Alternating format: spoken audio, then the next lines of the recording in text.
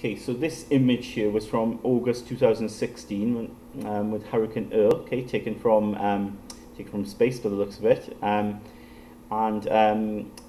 it was making its way across the Atlantic Ocean and it hit the east coast of America.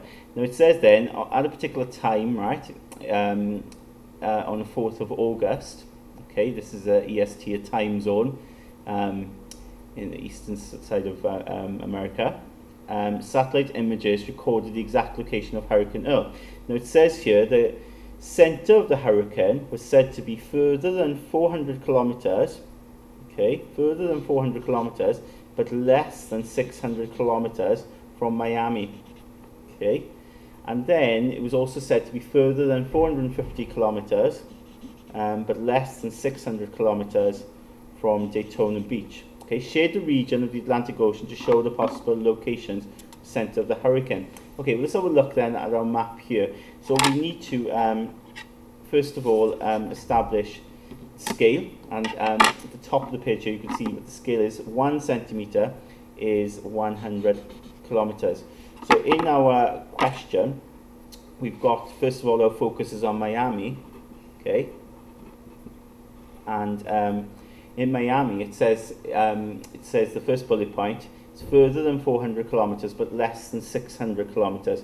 So if you think about between 400 kilometers and 600 kilometers, if you think about now those distances from Miami in terms of what we need to measure on our compass, well, 100 kilometers is 1 centimeter, so 400 will be 4 centimeters. So let's just measure that out first.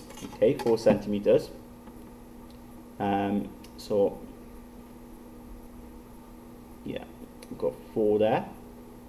Okay, so let's do that from Miami. Okay, so we only need to do 4 centimeters there, because we know where roughly it is, this hurricane, because we've got the satellite image. Okay, it's coming from the Atlantic Ocean, which is obviously identified here. Okay, so I don't need to continue my circle that way. So that will be 400 kilometers from Miami. Okay, and then so it says between 400 and 600. So 600, of course, well, if 100 is a centimeter, 600 will be 6 centimeters. So let's just map that out there. So it'll be 6 centimeters there, yeah, to represent 600 kilometers from Miami. So again, let's draw another arc then from Miami.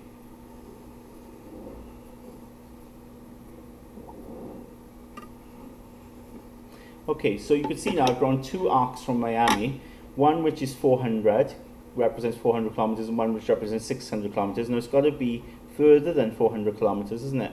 Okay, that's what we say, but less than 600 kilometers. So it's somewhere inside that sort of ring section there, right?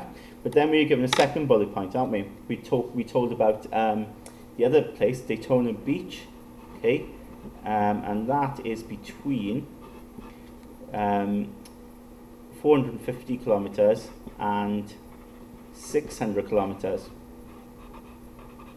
Okay, so where's Daytona Beach here? It's there, isn't it? So let's first of all then do the 450. You know, of course, 100 kilometers is 1 centimeter, so 450 would be 4.5 centimeters. So let's just measure that out. I can put that on 4.5 and put the pencil back to 0, or you could do it the other way around, put the pin on 0 and then put the pencil on 4.5. Doesn't matter.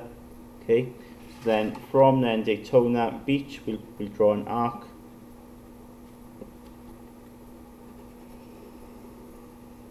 Okay,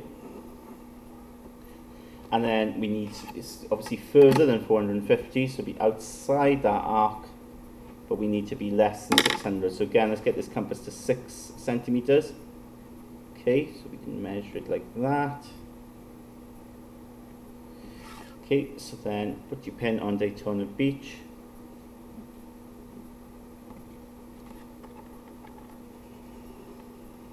Okay, so it's got to be then inside that, because it's less than 600 kilometers. Now we need to satisfy both bullet points. Okay, so it's all very well doing the first bullet point for Miami, but it also needs to follow that information as well. Okay, so because you give him two pieces of information, so it's got to respect both bullet points. It's got to be within this ring here, but it's also got to be in this section here as well. So in order to satisfy both, it's where, okay, the two rings sort of overlap. Okay, so that's the region that the storm could be. Okay, or the center of the hurricane could be.